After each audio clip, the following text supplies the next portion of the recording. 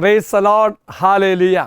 യേശുവിൽ ഏറ്റവും പ്രിയമുള്ള സഹോദരി സഹോദരന്മാരെ, ഇന്ന് നമ്മൾ ധ്യാനിക്കുന്ന വചനഭാഗം എന്ന് പറയുന്നത്, നമ്മളൊക്കെ ചിന്തിക്കും ദൈവം നമ്മളെ ശിക്ഷിക്കും, അല്ലെങ്കിൽ ചില വ്യക്തികളിലൂടെ നമ്മെ ദൈവം നയിക്കുമ്പോൾ നമ്മളെ അനുഗ്രഹിക്കുന്ന വഴികളാണ്, ശിക്ഷിക്കുന്ന വഴിയായിട്ട് നമുക്ക് തോന്നുമായിരിക്കും.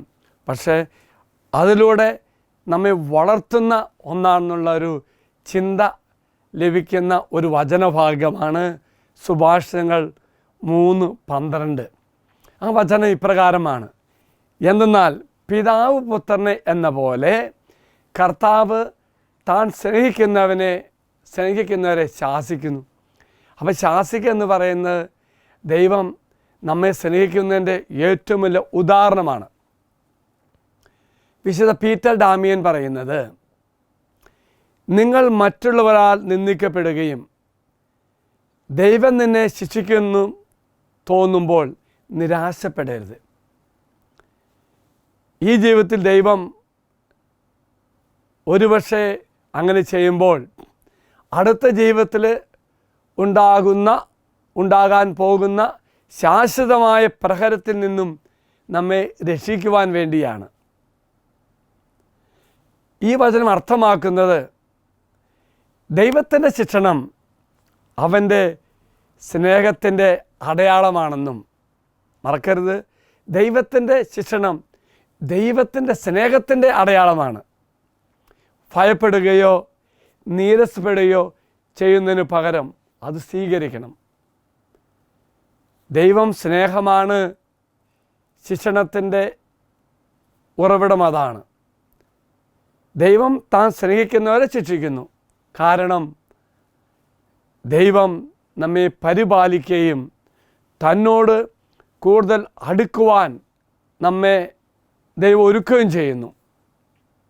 ഈ ശിക്ഷണം മാർഗനിർദ്ദേശത്തിൻ്റെ ഒരു രൂപമാണ്.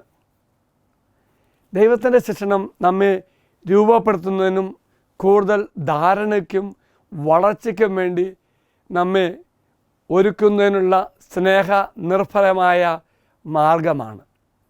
അച്ചടക്കമോ അല്ലെങ്കിൽ ശിക്ഷണം വളരാനുള്ള ഒരു വഴിയാണ്. ക്ഷമയും സഹിഷ്ണുതയും പോലുള്ള സദ്ഗുണങ്ങൾ വികസിപ്പിക്കുവാനും നമ്മുടെ ആത്മീയ സ്വഭാവത്തെ ശക്തിപ്പെടുത്തുവാനും അച്ചടക്കം നമ്മെ സഹായിക്കും.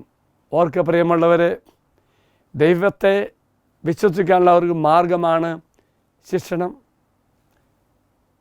ദൈവത്തിൻ്റെ ശിക്ഷണം മനസ്സിലാക്കാൻ പ്രയാസമാണെങ്കിലും അത് ഓർമ്മപ്പെടുത്തുന്നത് നമുക്ക് ഏറ്റവും നല്ലത് എന്താണെന്ന് എൻ്റെ ദൈവത്തിനറിയാം.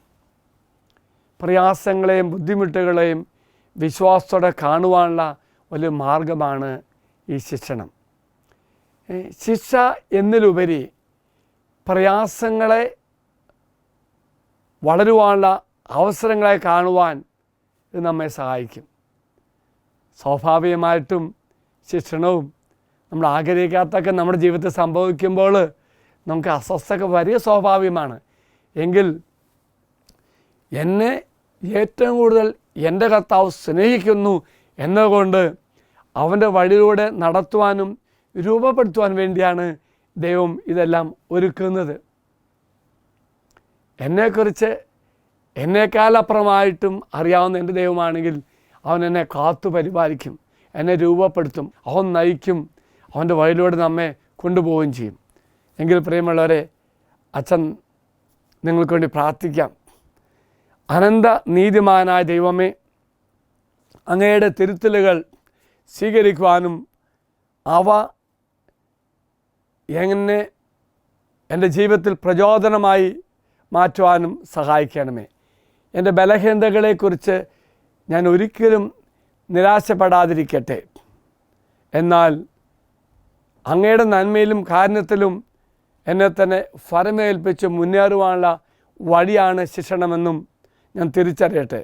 കർത്താവേ, ഈ ശുശ്രൂഷയെ പങ്കെടുത്ത് പ്രാർത്ഥിക്കുന്ന എല്ലാ മക്കളെയും അനുഗ്രഹിക്കട്ടെ. ഇപ്പോൾ ഈ വചനം സേവിക്കുന്ന മക്കൾ, പിന്നീട് വചനം സേവിക്കാൻ പോകുന്ന മക്കൾ, ഈ വചനം മറ്റു മക്കളിലേക്ക് പങ്കുവയ്ക്കുന്ന മക്കൾ എല്ലാവരും അനുഗ്രഹിക്കട്ടെ. ഈ ദിവസം ദൈവം നടത്തുന്ന വഴികൾ തിരിച്ചറിയുവാനും ഓരോ പ്രവൃത്തിയിലൂടെയും ദൈവം എന്നെ രൂപപ്പെടുത്തുന്നു എന്ന ചിന്ത ലഭിക്കുവാനും എൻ്റെ പ്രിയപ്പെട്ട ഈ സഹോദരന്മാർക്കും എല്ലാവർക്കും ലഭിക്കട്ടെ എന്ന് പ്രാർത്ഥിക്കുന്നു. പരിശുദ്ധ കന്യാമറിയം നമുക്ക് വേണ്ടി മാധ്യസ്ഥം പ്രാർത്ഥിക്കട്ടെ. അച്ഛനീശ്വര ആശീർവാദം തരാം. നമ്മുടെ കർത്താവായ ഈശോ മിശിഹായുടെ കൃപയും പിതാവായ ദൈവത്തിൻ്റെ സ്നേഹവും പരിശുദ്ധാത്മാവിൻ്റെ സഹവാസവും നമ്മെല്ലാവരോടും കൂടെ ഉണ്ടായിരിക്കട്ടെ, ഇപ്പോഴും എപ്പോഴും എന്നേക്കും. ആമേൻ. ഒരു നല്ല ദിവസം എല്ലാവർക്കും ആശംസിക്കുന്നു. എല്ലാവരും കർത്താവ് അനുഗ്രഹിക്കട്ടെ. Praise the Lord.